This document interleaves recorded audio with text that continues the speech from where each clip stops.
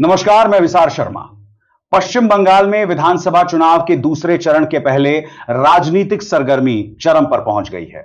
इस बीच पश्चिम बंगाल की मुख्यमंत्री ममता बनर्जी ने शनिवार 25 अप्रैल 2026 को केंद्रीय गृह मंत्री अमित शाह के टीएमसी कार्यकर्ताओं को उल्टा लटका देने वाली धमकी को लेकर बड़ा बयान दिया है।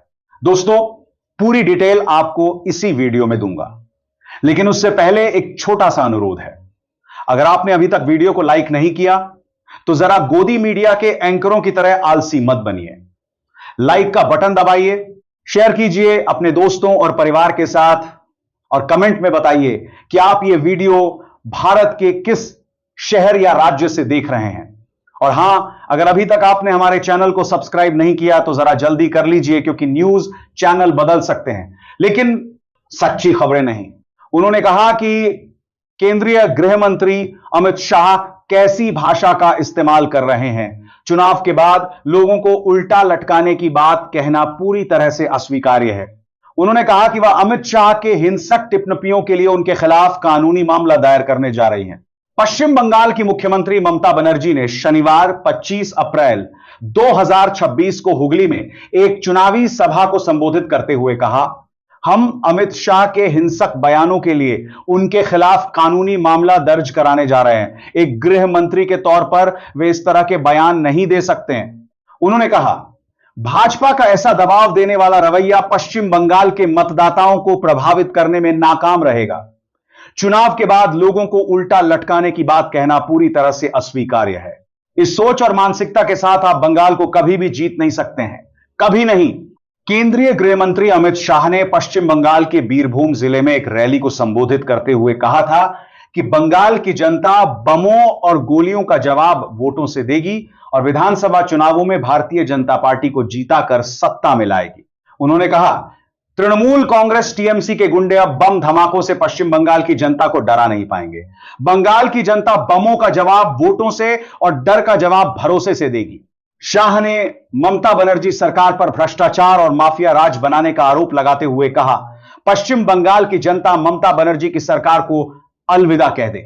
इसके बाद Bharatiya Janata party BJP syndicate और रिश्वतखोरी करने वालों को सबक सिखाने का जिम्मा उठाएगी। इसके बाद उन्होंने कहा, मैं टीएमसी के गुंडों को सलाह देता हूं कि वह अपने घरों में ही रहें, नहीं तो हम उन्हें 4 मई को एक एक करके उठाएंगे और जेल में डाल देंगे। चलिए देखते हैं अगली बड़ी खबर। पश्चिम बंगाल में विधानसभा चुनाव के दूसरे चरण का मतदान 29 अप्रैल को होना है। इससे पहले राजनीतिक तापमान बढ़ रहा है। शनिवार को मुख्यमंत्री ममता बनर्जी ने शनिवार को केंद्रीय गृह मंत्री अमित शाह के हिंसक बयानों पर कानूनी मामला दर्ज करने की बात कही। उन्होंने कहा कि एक गृह मंत्री ऐसे बयान नहीं दे सकते। सीएम ममता ने हुगली में एक जनसभा को संबोधित करते हुए यह बात कही। उन्होंने शाह की उल्टा लटकाने वाली चेतावनी पर निशाना साधा। सीएम ममता बनर्जी ने कहा कि भाजपा का जबरदस्ती वाला रवैया बंगाल के मतदाताओं को पसंद नहीं आएगा। उन्होंने शाह की भाषा पर सवाल उठाए। मुख्यमंत्री ने कहा कि चुनाव के बाद लोगों को उल्टा लटकाने की बात अस्वीकार्य है। उन्होंने जोर देकर कहा कि इस मानसिकता से बंगाल कभी नहीं जीता जा सकता। मुख्यमंत्री के बयान से इतर बंगाल में सत्तारूढ़ तृणमूल कांग्रेस ने प्रधानमंत्री नरेंद्र मोदी को मां कैंटीन में 5 रुपए वाला भोजन करने का न्योता भी दिया। गौरतलब है कि प्रधानमंत्री चुनाव प्रचार के लिए पश्चिम बंगाल के दौरे पर हैं। टीएमसी ने उनसे राज्य की जमीनी हकीकत देखने का आग्रह किया। टीएमसी प्रवक्ता कुणाल घोष ने शनिवार को एक प्रेस वार्ता के दौरान कहा, पीएम मोदी जब भी घुसपैठ की बात करते हैं तो वह अनजाने में अपने सहयोगी और देश के गृह मंत्री अमित शाह की आलोचना करते हैं। शाह की जिम्मेदारियों में सीमा सुरक्षा भी शामिल है। बकौल कुणाल घोष, प्रधानमंत्री को ममता बनर्जी सरकार के तहत राज्य की जमीनी हकीकत का अनुभव करना चाहिए। उन्होंने कहा, पीएम मोदी ने हाल ही में झाड़ग्राम में एक बिहारी दुकानदार से झाल मुड़ी खाई थी। इस विक्रेता की मदद मुख्यमंत्री ममता बनर्जी नीत सरकार ने की। प्रधानमंत्री ने शुक्रवार को हुगली नदी में नौका विहार का आनंद लिया क्योंकि वहां का पानी साफ है। घोष ने कहा कि दिल्ली की यमुना नदी में ऐसा अवसर नहीं मिल सकता था क्योंकि वहां का पानी बहुत प्रदूषित है। माम कैंटीन योजना पश्चिम बंगाल सरकार की एक पहल है। इसे मुख्यमंत्री ममता बनर्जी ने 2021 में शुरू किया था। इसके तहत 5 रुपए प्रति प्लेट में पका हुआ रियायती भोजन मुहैया कराया जाता है। राज्य भर में सैकड़ों मांग का राज्य पर पहरान की धरती पर 5 रुपए प्रति प्लेट में पका हुआ रियायती भोजन मुहैया कराया जाता है। कैंटीन चलाई जा रही है। इनका लक्ष्य दैनिक वेतन भोगी श्रमिकों, गरीबों और वंचितों को भोजन उपलब्ध कराना है। शुक्रवार को अमित शाह ने टीएमसी के कथित गुंडों के खिलाफ सख्त कार्रवाई की चेतावनी दी थी। आरामबाग में एक जनसभा में शाह ने यह बयान दिया। उन्होंने कहा कि यदि 29 अप्रैल को आरामबाग के लोगों को परेशान किया गया तो 5 मई के बाद निर्णायक कार्रवाई होगी। शाह ने दीदी के गुंडों को 29 अप्रैल को घरों से बाहर न निकलने की चेतावनी दी। उन्होंने कहा कि परेशान करने वालों को उल्टा लटकाकर सीधा कर दिया जाएगा। विधानसभा चुनाव के पहले चरण का मतदान गुरुवार शाम 6 बजे समाप्त हुआ। भारत निर्वाचन आयोग के अनुसार पश्चिम बंगाल में 92.88% मतदान दर्ज किया गया। यह उच्च मतदान सक्रिय चुनावी प्रक्रिया को दर्शाता है। दूसरे चरण का मतदान 29 अप्रैल को होगा, जबकि वोटों की गिनती 4 मई को निर्धारित है। अमित शाह ने शुक्रवार को पहले चरण के रिकॉर्ड मतदान के लिए मतदाताओं को बधाई दी और निर्वाचन आयोग व सुरक्षा बलों की प्रशंसा की। चलिए देखते हैं अगली बड़ी खबर। कांग्रेस ने शनिवार को अपने नेता पवन खेड़ा के साथ एकजुटता दिखाई।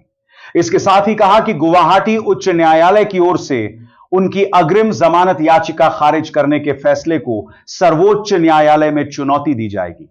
कांग्रेस के संचार प्रभारी महासचिव जयराम रमेश ने कहा कि धमकी और डराने धमकाने की राजनीति पर न्याय की विजय होगी। रमेश ने एक्स पर एक पोस्ट में कहा, पूरी भारतीय राष्ट्रीय कांग्रेस अपने मीडिया और प्रचार विभाग के अध्यक्ष पवन खेड़ा के साथ एकजुटता से खड़ी है। गुवाहाटी उच्च न्यायालय के फैसले को सर्वोच्च न्यायालय में चुनौती देने की प्रक्रिया चल रही है। उन्होंने यह भी कहा, हमें विश्वास है कि न्याय धमकी, डराने धमकाने और उत्पीड़न की राजनीति पर विजय प्राप्त करेगा। गुवाहाटी उच्च न्यायालय ने शुक्रवार को खेड़ा की अग्रिम जमानत याचिका खारिज कर दी, जो उन्होंने असम के मुख्यमंत्री हिमंता बिस्वा शर्मा की पत्नी के पास कई पासपोर्ट और विदेशों में अघोषित संपत्ति होने के आरोपों के संबंध में दायर की थी। न्यायमूर्ति पार्थिव ज्योति सैकिया की एकल पीठ ने सोमवार को खेड़ा की ओर से दायर आवेदन को खारिज कर दिया, जब सुप्रीम कोर्ट ने कांग्रेस नेता को गुवाहाटी उच्च न्यायालय में जाने के लिए कहा था। प्रेस कॉन्फ्रेंस में लगाए गए आरोपों के बाद मुख्यमंत्री की पत्नी रिनिकी भुयान शर्मा ने भारतीय न्याय संहिता बीएनएस की विभिन्न धाराओं के तहत Guwahati crime branch police station में खेड़ा के खिलाफ आपराधिक मामले दर्ज कराए। अदालत ने कहा कि उसकी राय में दी गई परिस्थितियों में इस मामले को मानहानि का मामला नहीं कहा जा सकता है, जो दुर्भावना या साजिश जैसे किसी भी सहायक कारक के बिना मानहानि का एक सीधा दावा है।